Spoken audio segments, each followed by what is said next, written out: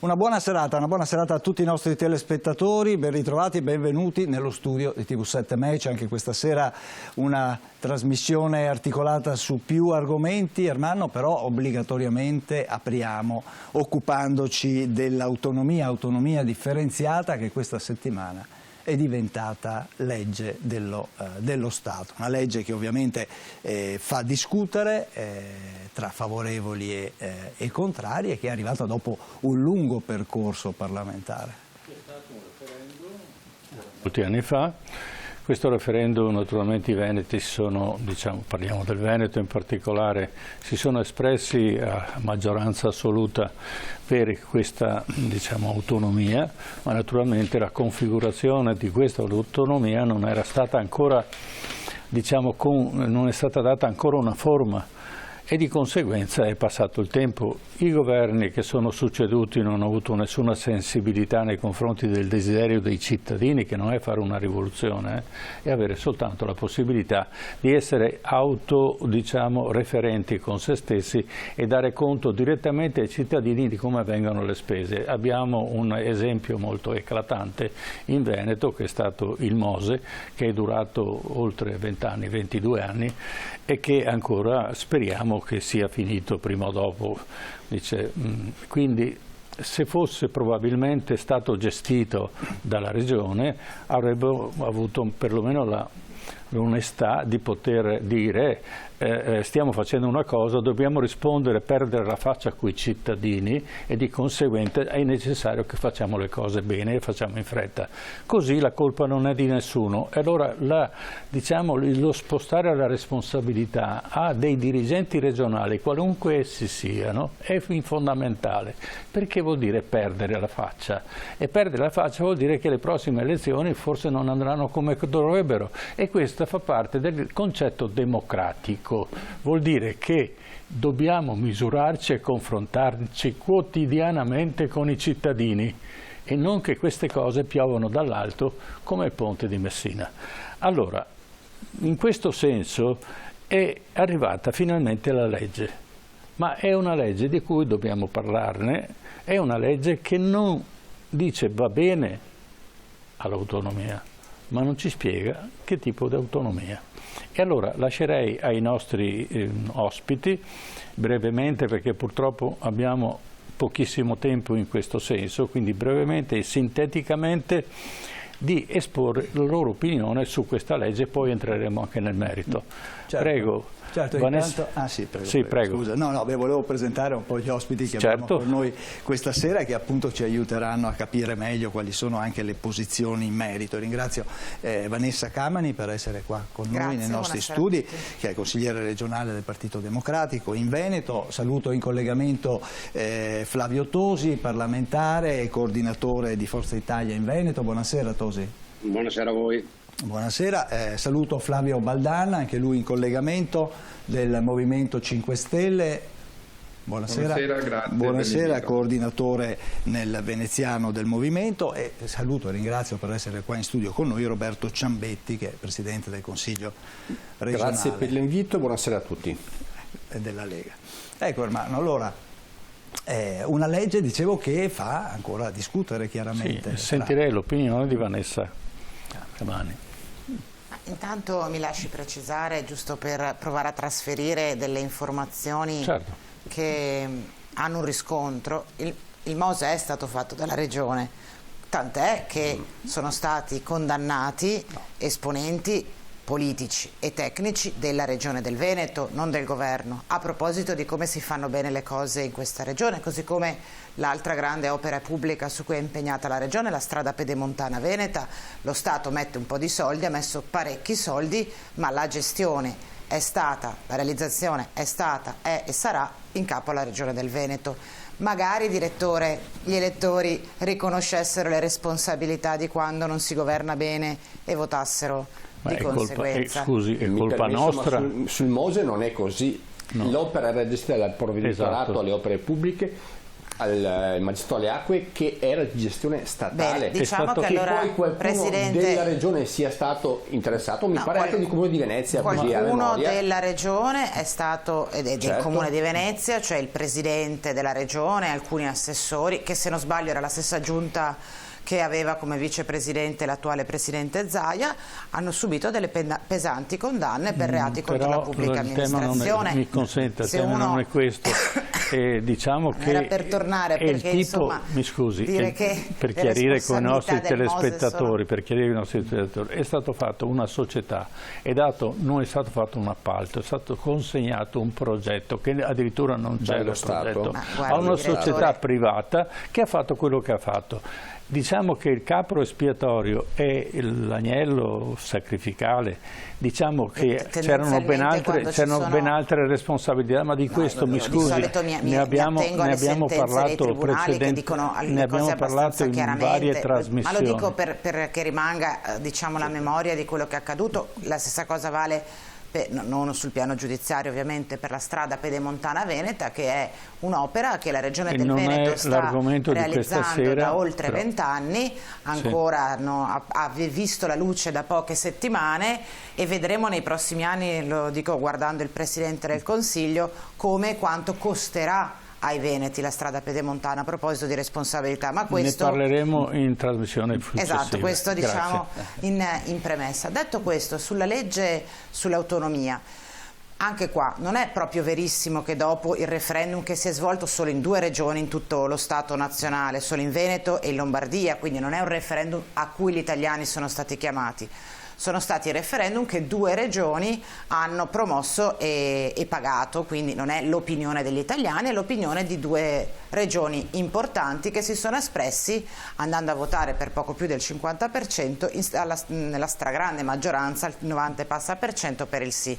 Non è vero che da allora i governi non hanno fatto niente, perché i governi che da allora si sono succeduti hanno messo in campo una serie di azioni, non da ultimo l'ultima intesa sottoscritta dalla Regione del Veneto e dal governo Gentiloni, che ci avrebbe riportato esattamente dove siamo arrivati adesso, e che era anche l'intendimento e la strada che stava utilizzando e seguendo il governo Draghi se la Lega non l'avesse fatto cadere anticipatamente. Oggi però si è aperta un'altra storia, perché la legge che è stata approvata qualche ora fa dal Parlamento non è neanche stato un grande calvario, perché al Senato hanno discusso un po', tagliando via tanti emendamenti, facendo forzature sull'iter del Senato. Alla Camera non hanno accettato neanche un emendamento, quindi con una singola lettura il provvedimento è stato approvato. È vero che c'hanno i numeri per avanzare questo tipo di forzature parlamentari, però non è stato un grande calvario. La maggioranza, un pezzo della maggioranza è arrivata con una proposta e sono andati dritti velocemente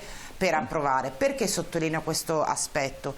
Perché poi arriverà la fase in cui capiremo se questa legge può funzionare o può non funzionare. È chiaro che una forza politica che ha fatto della richiesta di maggiori e ulteriori forme di autonomia la propria identità, nel momento in cui ha l'occasione di realizzare un primo passo, un primo pezzo del percorso, ha 2 opzioni.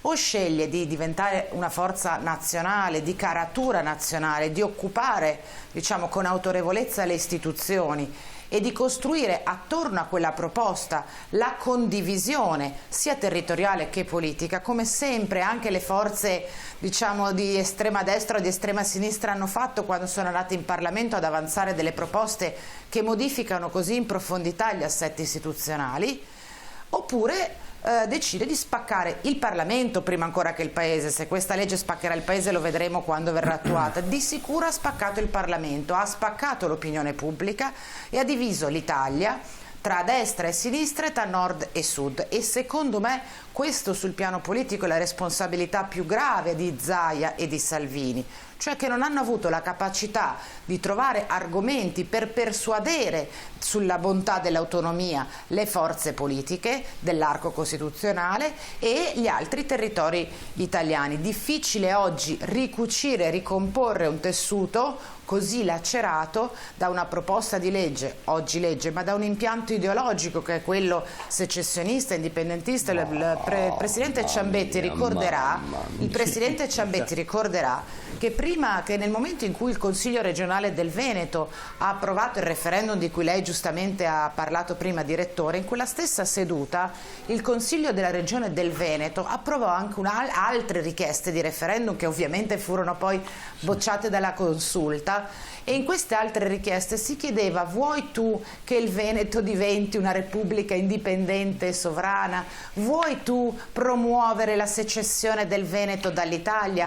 Questo è il clima. Scusate, c'è un'area. Mi scusi. Cose assolutamente tendenzialmente posso dire quello che voglio senza dover avere la tua censura. Solitamente Vanessa, un attimo, perché non abbiamo. Quel clima lì di fraintendimento. Mi scusi. Allora, l'argomento è estremamente ampio, di conseguenza bisogna andare un attimino con pillole, perché altrimenti perdiamo il senso. Volevo solo dire che il clima era quello, è stato trasferito in Parlamento, però non c'è problema. Allora, mi fermo. Io lascerei la risposta, visto che è stato l'argomento rivolto soprattutto a Ciambetti, a lei una risposta appunto su come interpretare questa nuova legge. Ed è attuabile in tempi reali o passeranno altri 7 anni? Prego. Allora, intanto forse neanche serviva una legge, e infatti le preintese fatte col governo Gentiloni andavano in questo senso. Nasce il governo Conte 1, il Quirinale chiede: fate una legge cornice che possa spiegare come avvengono certi passaggi.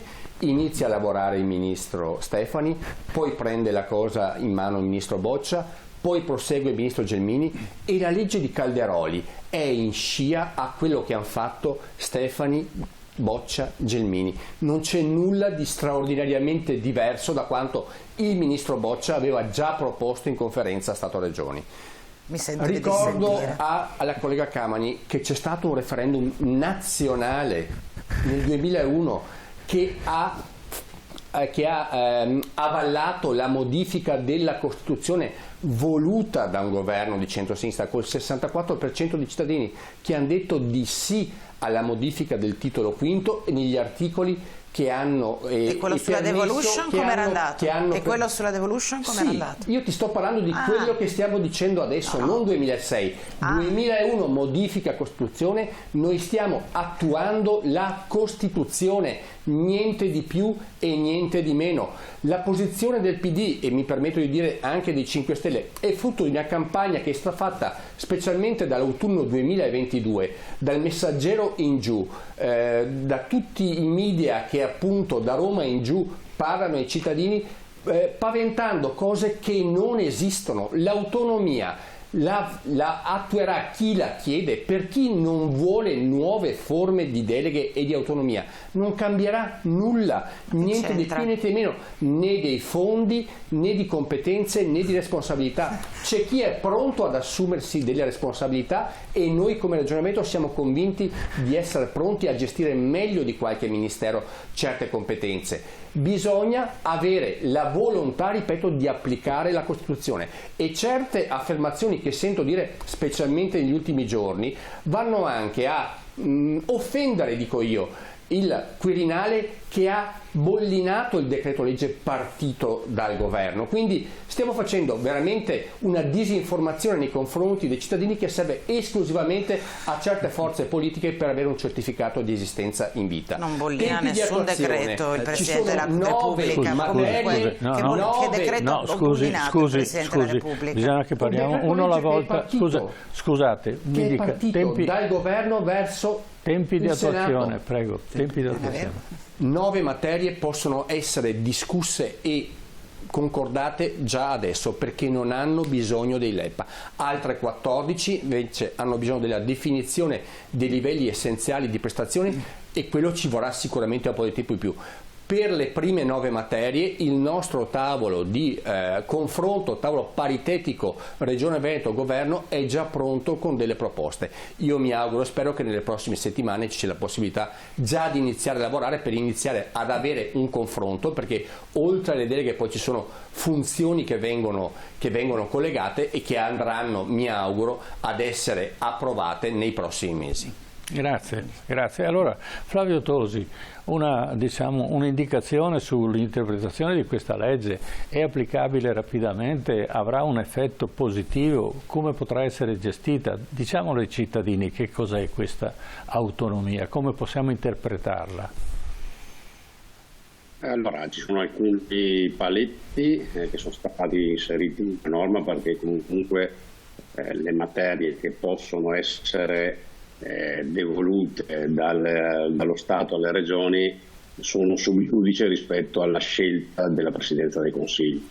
Ovvero sia, se la Presidenza del Consiglio di quelle 23 materie decidesse che una strategicamente non ritiene di passarla a una regione o più regioni, quella materia non passa. Quindi c'è un vincolo pesante rispetto a chi in quel momento è Presidente del Consiglio e ha la volontà o meno di procedere in questa direzione. Ripeto, sulle singole materie, su una delle 23 o come più di una delle 23. I tempi sono, come diceva Roberto Ciambetti, che saluto, ci sono 9 materie non LEP, che si chiamano non LEP, sono livelli essenziali di prestazione, quindi quelle per le quali non essere fatti dei calcoli complessi di quello che lo Stato deve garantire a tutte le regioni finanziandolo, e quello dopo ne parliamo dopo, ma dicevo, le materie non LEP possono non da subito essere trasferite, da subito cominciare l'introduzione, perché anche lì è chiaro che da un punto di vista burocratico amministrativo ci sono dei passaggi, però meno lunghi che per le altre materie.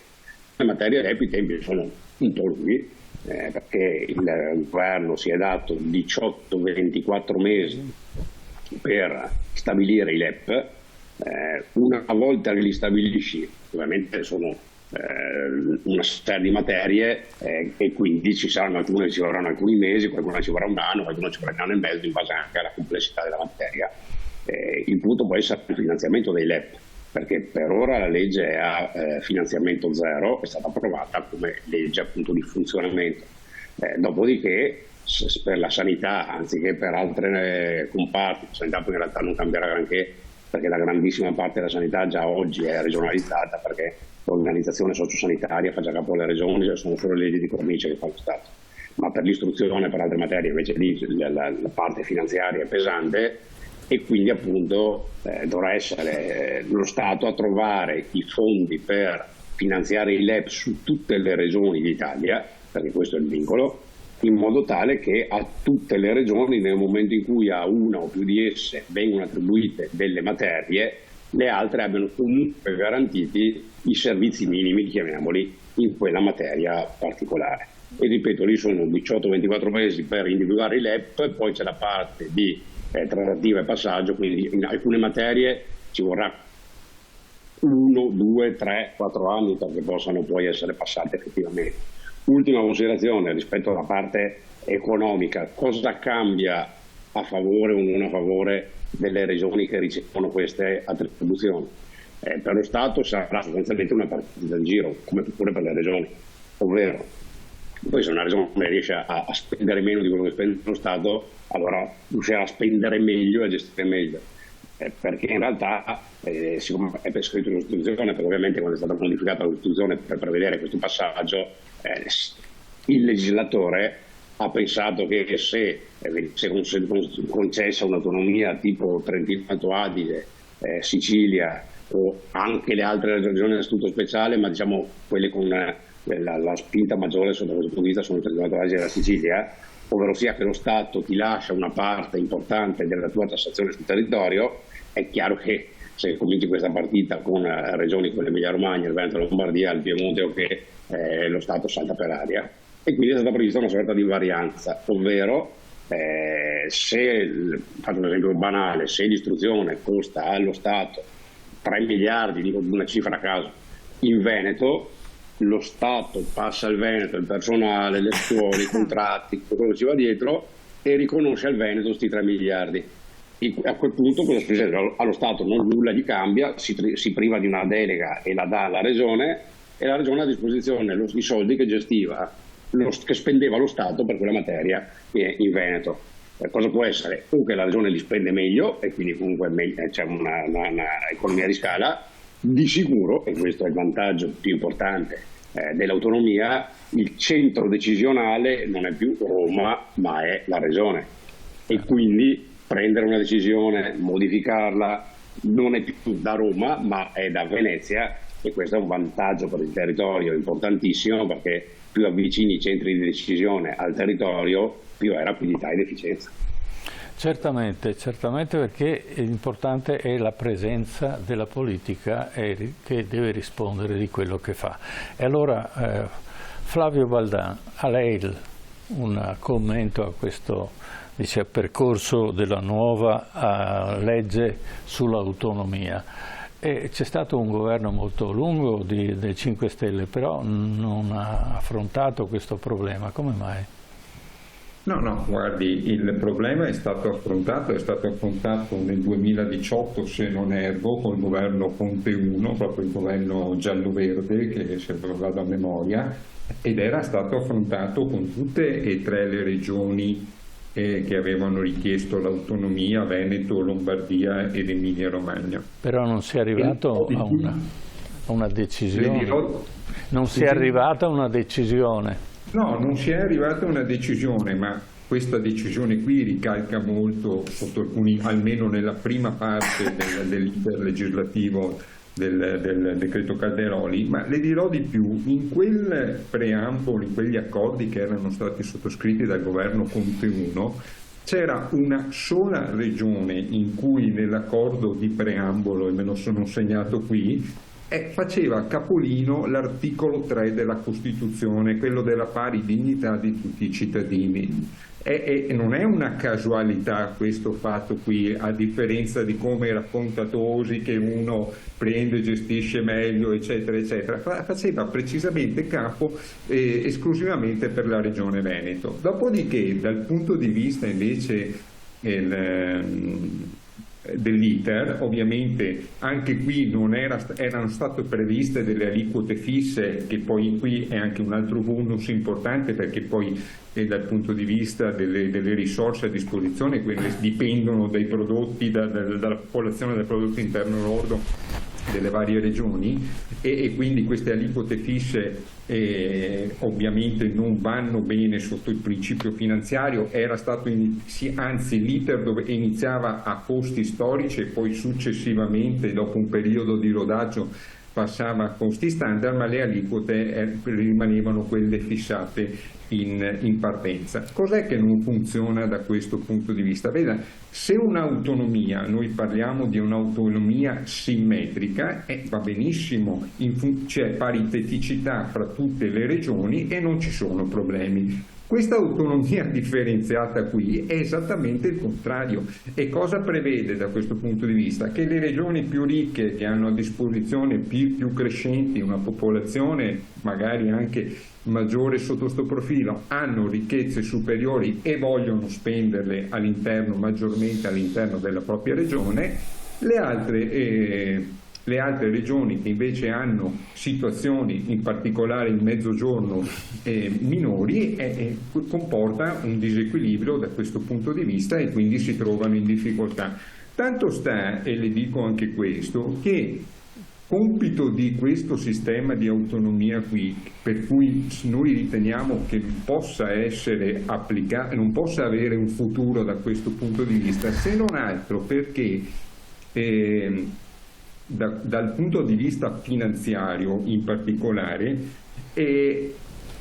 pone 2 problemi importanti. Uno, che provoca una burocratizzazione dal punto di vista delle procedure amministrative, dal punto di vista per la popolazione, addirittura doppio rispetto alla situazione attuale. Quindi per cittadini e imprese abbiamo 20 regioni con vari sistemi amministrativi diversi, quindi un accrescimento che va proprio al contrario di quello che lei diceva in apertura. che è una gestione dell'autonomia dovrebbe portare a un avvicinamento nel rapporto cittadini amministrazione. E la seconda cosa riguarda l'aspetto fiscale. L'aspetto fiscale come si può risolvere da questo punto di vista? Perché i modi sono sostanzialmente due, non ce ne sono molti. O c'è una diminuzione delle risorse a disposizione del Mezzogiorno con quello che può da quel punto derivare, e lo sappiamo già quali numeri sono. Le do un dato che è riferito al 2017, credo 2018, ma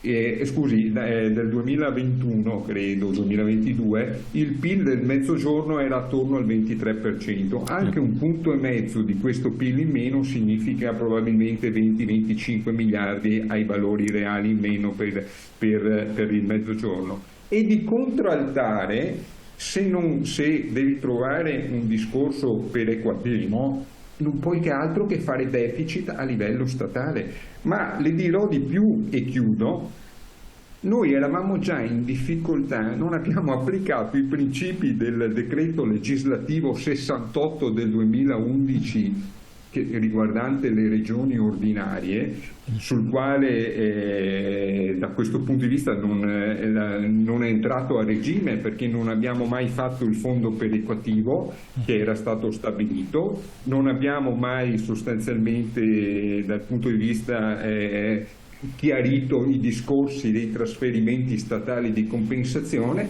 e andiamo ad infilarci in questo cuneo meraviglioso che risale al 2016 con il discorso dell'articolo della Costituzione, andiamo a infilarci in questa autonomia che io definisco, che viene definita in parte anche Arlecchino, che non porta da nessuna parte. Ricordo solo a Ciambetti comunque una cosa, perché è giusto ricordare. Ha poco da ricordare a me, le dico solo che ha sbagliato qualche dato. Le ricordo una cosa, modifica della Costituzione 2001, ma scusa, ma se posso permettermi di darti qualche informazione. Del titolo quinto, alla riforma che lei ha ricordato, la Lega ha votato contro la riforma del titolo quinto, disse ai veneti di non votare, disse che si trattava di un'autonomia truffa. Mi dica perché lei, perché il Movimento 5 Stelle non dovrebbe definire questa autonomia delegata una truffa. Perché in questo momento la Costituzione la prevede e noi stiamo chiedendo l'attuazione della Costituzione. Se lei non si riconosce in questa Costituzione, veda lei, però la Costituzione è vigente e va applicata. Stavamo consegnando il tricolore al suo ministro, al ministro Calderoni, in aula, provocazioni in aula. Avete menato un parlamentare, provocazioni, ma dai, non difendiamo l'indifendibile, non vanno mai fatte. L'aula del momento, ma non si mena la gente in Parlamento, ma insomma le immagini le abbiamo viste. Guardi le immagini e vedrà chi l'ha guardate con disgusto più e più volte. Vedrà chi l'ha menato. Roberto, non si può difendere quell'immagine là. Vedrai chi l'ha menato.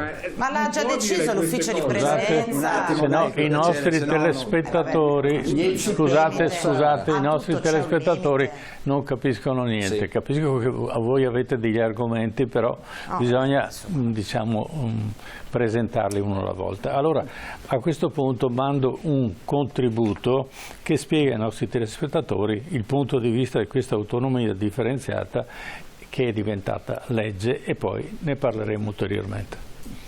Dopo una lunga battaglia parlamentare, l'autonomia differenziata è diventata una legge dello Stato italiano. E adesso cosa cambierà per il Veneto e per le regioni che si sono battute in questi anni per avere l'autonomia? La normativa permetterà alle regioni di chiedere di decidere in modo autonomo e in assoluta libertà su una o tutte le 23 materie, come previsto dal secondo comma dell'articolo 116 del titolo quinto della Costituzione. Quindi la possibilità per le regioni a statuto ordinario di vedersi attribuita, dietro richiesta, un'autonomia legislativa su queste 23 materie che comprendono la salute, l'istruzione, la tutela dei beni culturali, le reti di trasporto, la sicurezza sul lavoro, la protezione civile. Quando una regione chiederà l'autonomia su una o più materie, lo farà con una richiesta al Governo che poi passerà al vaglio del Parlamento. Se e quando verrà approvata, l'autonomia su quella materia permetterà alla regione di trattenere il gettito fiscale legato alle erogazioni dei servizi forniti sul territorio. I soldi non torneranno a Roma per essere poi reimmessi nella circolazione della finanza pubblica, ma rimarranno in regione per essere immediatamente investiti. Il capitolo fondamentale è però quello dei LEP, i livelli essenziali delle prestazioni, che devono essere garantiti per quelle materie concernenti diritti civili e sociali e che dovranno essere equamente garantiti su tutto il territorio nazionale. Solo una volta garantiti i finanziamenti minimi per erogarli, l'autonomia diventerà possibile. E su questo scoglio il programma politico è ancora in alto mare. Fatto sta che per la Regione del Veneto, che nell'ormai lontano 2017 aveva chiesto l'autonomia differenziata con un referendum popolare, quello del 18 giugno 2024 rimarrà un giorno storico, una battaglia lunga anni con governi che si sono succeduti in serie e che mai avevano preso veramente in mano la questione. Nonostante le pressioni delle opposizioni, questa volta il progetto è diventato realtà. L'autonomia differenziata, con l'approvazione della Camera dei Deputati, è a tutti gli effetti una legge dello Stato italiano. Lo scoglio dei LEP, come si diceva, rimane ancora di difficile soluzione, ma la coalizione garantisce che si troverà, anche se i tempi potrebbero allungarsi. Bisognerà varare uno o più decreti legislativi per determinare i livelli e i costi dei LEP. Il Governo ha 24 mesi di tempo per farlo, sono 2 anni, e poi ci sono 5 mesi di tempo che hanno Stato e Regione per trovare l'accordo. Le intese sull'autonomia possono durare fino a 10 anni e poi essere rinnovate, ma potranno anche essere disdette prima, a patto di un preavviso di 12 mesi. Per le opposizioni la battaglia è solo all'inizio. Il Partito Democratico, che fino all'ultimo ha provato a fare opposizione in Parlamento, preannuncia battaglia e si prepara a raccogliere da subito le firme per un referendum abrogativo che cancelli quindi la legge appena varata. Vanessa Arcamani. Ma intanto ho sentito delle informazioni che mi lasciano abbastanza sconcertata. Provo a metterne in fila quelle più clamorose. La prima: guardi, Presidente Ciambetti, che non ce la caviamo dicendo che quelli che sono contrari non all'autonomia ma a questa legge lo sono perché il giornale Messaggero ha fatto la campagna denigratoria. Se metà del Parlamento e metà del Paese esprime preoccupazione rispetto a questa legge, se una forza politica è realmente responsabile, come accadde nel 2001 e poi ci torno, è realmente responsabile e vuole proporre al Paese un cambiamento, deve avere la capacità e l'intelligenza di persuadere almeno qualcuno dell'altro schieramento. Le scene che abbiamo visto in questi giorni di Camera e di Senato, dove a colpi di maggioranza, perché di questo si tratta, la maggioranza di governo, cioè Giorgia Meloni e Matteo Salvini, hanno obbligato il Paese a percorrere modifiche strutturali dell'impianto istituzionale con la legge sull'autonomia da un lato e con la legge sul premierato dall'altro, dà il segnale di come chi governa il Paese, e dopo dirò anche perché lo fa anche chi governa la Regione, non abbia a cuore l'interesse nazionale, ma si occupi di portare a casa delle bandierine elettorali, come quelle di cui abbiamo appena parlato nel servizio che abbiamo appena visto. Uno. Sì. Due. L'autonomia differenziata, intesa come ulteriori e maggiori forme di autonomia che lo Stato può concedere. La Costituzione non obbliga lo Stato a concedere o a dare. La Costituzione dice lo Stato può concedere, quindi non applichiamo nel pretendere a colpi di maggioranza l'autonomia, non applichiamo la Costituzione, la stiamo interpretando.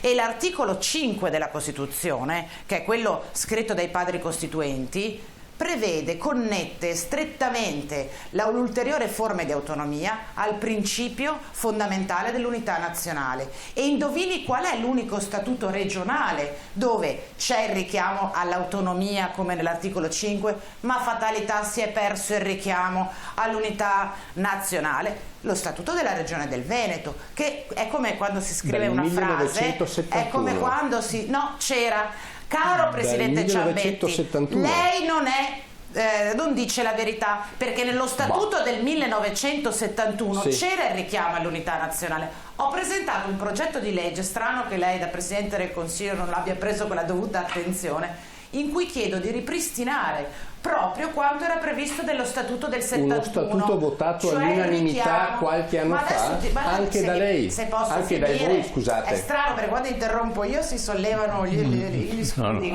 Prego, finiscano. Quindi un'incapacità di tenere insieme sul piano politico e istituzionale la legittima ambizione e aspirazione all'autonomia del Veneto, ma potenzialmente di tutte, con un forte rafforzamento dell'unità nazionale. Questo è il primo vincolo, limite, vulnus di questa legge. La seconda questione, lo dico perché secondo me nel servizio sono stati espresse alcune questioni in maniera che almeno a me non sono sembrate chiare. Non è vero che i soldi quindi non vanno a Roma e restano qua, l'ha spiegato bene Flavio Tosi prima. Con la legge Calderoli, di fatto, il principio leghista per cui gli SCEI del Veneto restano in Veneto, i 9 decimi, perché poi prima erano gli 8 decimi, poi 9 decimi, dipendeva da quanti giorni mancavano alle elezioni, il principio del cosiddetto residuo fiscale è archiviato totalmente, perché la legge Calderoli non ha nulla a che fare col principio del residuo fiscale, cioè non collega il luogo in cui si versa il contributo alla erogazione, ma lo collega al servizio. Quindi diciamo la bandierina degli SCEI dei Veneti restano in Veneto non è il principio sulla base del quale si è costruito l'impianto ipotetico finanziario di questa legge, quindi archiviamo anche quella roba lì dalla narrazione di cui siamo vittima da diversi anni. Allora cosa accade, per tornare al cuore della questione? A 10 anni esatti, perché era il 2014, da che il Consiglio regionale approvò la richiesta di fare il referendum per l'autonomia, cosa c'è? C'è una scatola vuota in questo momento che spacca il paese perché non è compresa dal resto dell'Italia e dal resto delle forze politiche, perché non si è voluto discutere, perché ripeto, questo impianto istituzionale che evidentemente a chi governa oggi il paese non piace, che prevede il bicameralismo, lo prevede perché è importante discutere sia in una Camera che nell'altra. Invece questa legge alla Camera non è stata discussa, è arrivata blindata, anche la discussione al Senato è stata minima, seppur anche grazie ad emendamenti che abbiamo proposto noi è stata in parte migliorata, e oggi si arriva con una legge che, quindi il residuo fiscale non c'è più. L'altra bandierina, e arrivo sulla legge, l'altra bandierina sventolata in questi anni era: noi vogliamo tutte le 23 materie. Anche su questo, Presidente Ciambetti, la Costituzione non dice, così come riformulata nel 2001, che tutte le 23 materie possono essere contemporaneamente devolute. La Costituzione fa un elenco generale, è l'interpretazione zaiana che allora ha detto siccome ce ne sono 23 le voglio tutte, e anche su questo la legge Calderoli dice no, non saranno tutte le 23, saranno intanto forse 8 e poi su questo però non dipende diciamo né da me né da Ciambetti, i 24 mesi per la definizione di LEP sono un miraggio, ma per una semplice e banale ragione, che lo Stato nel momento in cui definisce l'EP deve tirare fuori soldi, e mi pare che non sia un argomento nell'agenda di governo. Quindi anche chiudo con una annotazione fondamentale. Il Presidente Ciambetti e altri dicono siamo pronti a trattare il comitato dei saggi, l'osservatorio, gli stakeholder.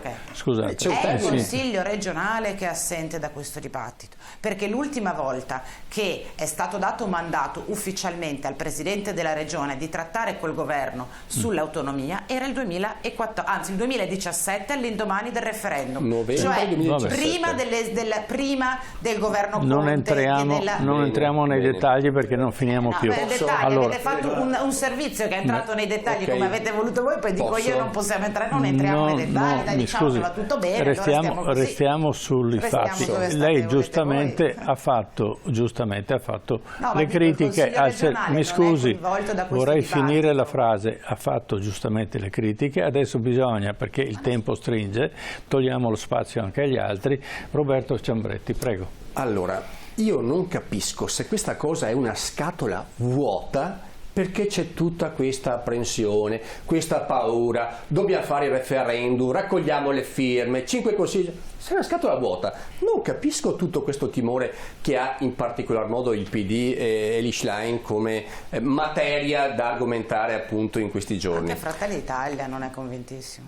L'ha votata. Non tutti. Rispetto allo storytelling fatto da Vanessa, mi permettete invece di raccontare come sono avvenute le cose. In Commissione Affari Istituzionali del Senato se ne è parlato per oltre 1 anno e mezzo di questa materia. Io ho partecipato per 2 volte alle audizioni e mi trovavo altri auditi che chiedevo ai senatori: ma perché questo invitato? E l'ha fatto richiesta. Centinaia e centinaia di audizioni. È la democrazia, baby. Cioè... Sentivo un eco. Decine, non era un eco, era la mia voce che diceva che ti richiamava la democrazia. Disturba come sempre. È lei che disturba. Vabbè, il maestro decine e decine di sedute. Se ne è parlato approfonditamente in Commissione Affari Istituzionali del Senato. E come ha detto Vanessa Camani, al Senato anche degli emendamenti delle minoranze sono stati votati dalla maggioranza. Quindi la legge è anche cambiata rispetto a quello che è uscito dalla Commissione del Senato. Proprio perché c'è stata disponibilità a parlarne al dialogo. Alla Camera invece è diventata argomento probabilmente anche di campagna elettorale che ha diviso e che ha animato la discussione ben oltre l'effettiva portata di questo provvedimento, che ripeto è attuazione della Costituzione.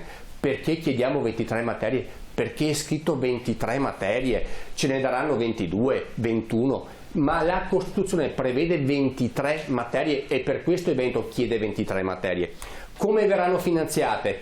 Calcolati i LEP, si farà anche un calcolo di come queste risorse potranno o essere trattenute in parte rispetto alla tassazione che arriva dal Veneto o con finanziamento completo da parte dello Stato. Il calcolo dei LEP io mi auguro avvenga, era ora. Ci sarà anche un'operazione verità di come i soldi pubblici vengono spesi bene ed è con questo obiettivo che il governo si appresta a fare il calcolo dei LEP. C'è una realtà che si chiama SOSE, che è stata istituita nel 2011 e che i governi tecnici a guida PD non hanno mai voluto utilizzare, che serve a fare chiarezza sulla spesa pubblica. In questo momento il MEF ha una guida autorevole e stimata e ha messo in moto la SOSE anche per calcolare come i soldi vengono spesi, e i soldi pubblici vanno sempre spesi bene. Quindi anche in questo momento il calcolo dei LEP servirà a capire chi spende bene le risorse pubbliche e chi meno, e questo calcolo poi verrà anche riportato nella gestione delle competenze. Però io faccio un esempio che porto sempre, prima anche Flavio ne ha accennato. Noi siamo così presuntuosi che pensiamo di gestire meglio le competenze rispetto a qualche ministero. Tutte, va bene? Tutte no, 23. Ne porto una. Tutte 23 ne porto una. Ma tu dici di essere più bravo su tutte 23. L'istruzione. La Regione Veneto io non vedo l'ora di vedervi con 80.000 dipendenti pubblici in più. Sento sto eco che disturba continuamente. Ma è lei, ma la disturba. Bisogna lasciare l'istruzione. Il Veneto gestisce gli istituti professionali della Regione. 40.000 studenti sono pochi, sì, probabilmente sì. Ma quanti dipendenti? Però la Regione Veneto riesce a dare ad inizio anno ad ogni studente, ad ogni classe, gli insegnanti che li accompagnano dal primo all'ultimo giorno. Il Ministero non riesce a fare questo con numeri diversi, ci mancherebbe, all'inizio degli istituti dell'anno scolastico delle superiori. Noi pensiamo questa cosa di poterla fare leggermente meglio del Ministero, quindi noi vogliamo assumerci responsabilità e competenze perché siamo convinti di poterlo far meglio di qualche Ministero romano. Grazie. Flavio Tosi vuole dare una impostazione, diciamo, sulla fattibilità di questo percorso dell'autonomia differenziata. Prego. Ma allora la fattibilità c'è tutta, ripeto, con i tempi che sono stati previsti. È stato previsto un iter per garantire le regioni più indietro, diciamo così, che temevano che l'autonomia le impoverisse o portasse più risorse alle regioni del nord, per capirci. Sì. E quindi che ne togliesse alle regioni del sud, e quindi sono stati introdotti i LEP. I LEP vengono introdotti con quello scopo, per garantire a tutte le regioni una base essenziale di prestazioni, non minima ma essenziale, cioè quello che lo Stato ti deve garantire comunque in tutta una serie di tematiche. Questo è ovvio che ha complicato e allungato l'iter, perché per le materie più importanti, perché è vero che per esempio per le materie considerate non LEP, cioè per quelle che non serve calcolare i LEP e finanziarli prima del trasferimento, c'è anche il commercio estero e i rapporti internazionali. Il commercio estero per una regione come il Veneto, poter trattarselo come fosse uno Stato è ovviamente un vantaggio di sistema, tant'è che le categorie economiche hanno detto alla regione una delle prime cose su quale chiedete è il commercio estero, perché insomma è una delega importante a partire da subito. Però dicevo, per le altre, che le altre sono anche quelle, insomma, istituzioni che, ammesso che il premier del momento e il governo del momento sia favorevole, perché appunto c'è anche, come dicevo prima, questo paletto. Dico, la regione può chiedere e il governo può dire l'energia non te la do, non te la dà. Però appunto, ammesso che ce le diano tutte o quasi tutte quelle che saranno richieste, nelle altre ci vuole 1 anno e mezzo o 2 per determinare i LEP. Nel frattempo bisogna sperare che vengano finanziati, perché comunque bisogna finanziarli su tutta Italia nel momento in cui a una singola regione viene trasferita la delega, e poi si procede. Quindi è una procedura complessa, ma viva Dio, è anche una procedura che è assolutamente innovativa rispetto allo status quo nel quale ci trasciniamo da decenni. Cioè, finalmente su alcuni temi anche importanti si arriverà al fatto che anche la Regione Veneto e le altre regioni possano decidere loro, ripeto, non con più soldi, perché non arrivano più soldi, ma però gestiscono, organizzano e decidono loro su queste materie, e questo appunto è un vantaggio competitivo fondamentale. E quindi è fattibile con dei tempi tecnici che non sono comprimibili, ma le regioni esistono da 50 anni e con un po' di autonomia, ma insomma piuttosto pochina. Adesso c'è la possibilità di avere tanta autonomia, e quindi se anche ci volesse qualche anno ci vorrà la pazienza da aspettare. Importante cominciare. Flavio Baldan, a lei l'ultimo, commento di questo percorso, che naturalmente siamo solo all'inizio, faremo altre trasmissioni poi sull'applicazione di questa legge e i tempi naturalmente che comporta e i vantaggi che darà, perché sicuramente se è gestita bene avrà dei vantaggi, se è gestita male chiaramente sarà un disastro. Prego. Guardi, ripeto, se fosse un'autonomia, come ho detto prima, simmetrica, non ci sarebbe dubbi che da questo punto di vista potrebbe essere gestita molto meglio. Così differenziata invece i dubbi rimangono enormi da questo punto di vista. Sentivo adesso Flavio Tosi diceva il procedimento 24 mesi sì, materie subito, quelle poi che arriveranno dopo bisognerà capire quali daranno. Ci sono materie come l'ambiente, l'energia, le telecomunicazioni che io vedo difficile possono essere date in capo alle regioni. Non riesco a capire sotto questo profilo dove possiamo trovare un punto da questo lato per passare materie di questa tipologia che riguardano l'unità nazionale. Diceva, ma anche sui LEP, scusatemi, al di là delle risorse che bisogna trovare, e vi dico solo che siamo stati in grado di calcolare i LEA per la sanità in tutto questo tempo da questo punto di vista. Figuriamoci adesso se in 24 mesi qualcuno è in grado di calcolare dal punto di vista dei LEP tutti i calcoli che vanno fatti, ma anche fossero trovati dei calcoli sui LEP che vengono delle materie che vengono trasferiti.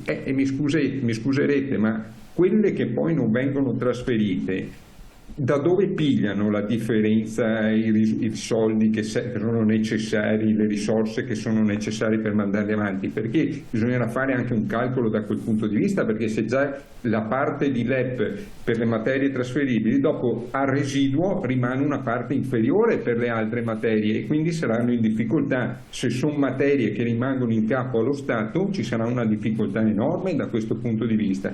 Dico solo un'altra cosa, perché è vero, Ciambetti dice ma se è una scatola vuota perché vi preoccupate tanto? Ci deve anche spiegare, visto che lui è stato anche nelle commissioni parlamentari, perché in qualche settimana fa nella votazione del primo articolo della legge da questo punto di vista in Commissione Affari Costituzionali la maggioranza è andata sotto 7-10 sul primo articolo della legge, che era un emendamento che abrogava la parola autonomia. Questo ce lo deve spiegare, tanto sta che poi quella votazione è stata annullata con un atto che a dir poco antidemocratico e poco, ed è stata ripresentata a qualche giorno dopo per farlo passare da quel punto di vista. Ma in prima votazione la parola autonomia era stata abrogata, segno da questo punto di vista che evidentemente la scatola vuota è presente, e come da questo punto di vista, e più che vuota è una scatola che spaventa dal punto di vista dell'unità nazionale, che è la vera cosa che da questo punto di vista preme di più, perché ripeto è un aumento di burocratizzazione, di eccesso, si parla di oltre 500 funzioni, di eccesso di burocrazia, di eccesso di legislazione tra regioni, che non fa altro che aumentare i pesi dal punto di vista burocratico per cittadini e imprese, e si risolverà probabilmente, se qualcosa andrà a buon fine, in un modello che non è altro né più che meno che quello della delegazione a livello sanitario rispetto a quello che ci sarà qui a livello dell'autonomia, perché questo alla fine sarà una trattativa come avviene a livello sanitario, sulla sanità, dove non ci sono dal punto di vista percentuale, se non sulla popolazione e alcuni parametri, ma si dialoga politicamente con lo Stato centrale, le risorse che di volta in volta servono, e sarà esattamente la stessa cosa anche da questo punto di vista. Scusami, ma mi permetto le ultime inesattezze dette da Baldan. I LEA sono calcolati, cioè vengono aggiornati ciclicamente, e il riparto nazionale sul Fondo Sanitario Nazionale avviene dopo 40 anni dall'istituzione della legge, annualmente. Quindi do notizia a Baldan, i LEA della sanità ci sono, esistono e vengono misurati da regione a regione di come vengono spese le risorse, di come vengono regolate le prestazioni, e guarda caso il Veneto è sempre fra i primi, chissà perché abbiamo questa presunzione forse di assumersi qualche responsabilità in più. La telecomunicazione non fa parte delle materie che potremmo chiedere, mi dispiace. Non anche serve, direi. No, ma soprattutto non è, cioè, ma ha detto delle cose che non serve la telecomunicazione, mi pare. È già votazione in commissione, c'era una riunione in corso fuori dalla porta e i parlamentari erano lì fuori. Non esiste però che si annulla una votazione, Presidente, se lo fa lei in Consiglio regionale, sa cosa dove va a finire? Cioè abbiamo assistito a delle forzature che veramente soltanto abbiamo assistito a dei freni a mano tirati di chi non vuole ammodernare il paese, di chi non vuole ammodernare il paese. L'opposizione si fa in aula rimanendo nei propri banchi, non andando a provocare. Ma io se vuole le spiego come si governa il paese, cioè ognuno fa quello che ritiene meglio, ma ci mancherebbe. Non vorrei mai essere un suo governo autoritario. È un governo e una maggioranza che ritiene offensivo dare la bandiera italiana al ministro Calderoli. Detto tutto, abbiamo detto sono dei lavori in aula, e come sa quello che faccio io in aula, non si possono disturbare i lavori con sceneggiate e provocazioni. Sceneggiate e provocazioni. La bandiera italiana al ministro Calderoli è una provocazione. Scusate. Allora, sicuramente questo è un grosso problema che non finisce qua. Noi abbiamo dato uno spazio, purtroppo il tempo stringe e non possiamo andare avanti, però torneremo sull'argomento e sarete ospitati nuovamente perché naturalmente nell'evoluzione di questa e nell'applicazione di questa legge nasceranno tanti altri problemi e opposizione. L'unica cosa che io chiedo è nell'animo del PD fare un referendum oppure no?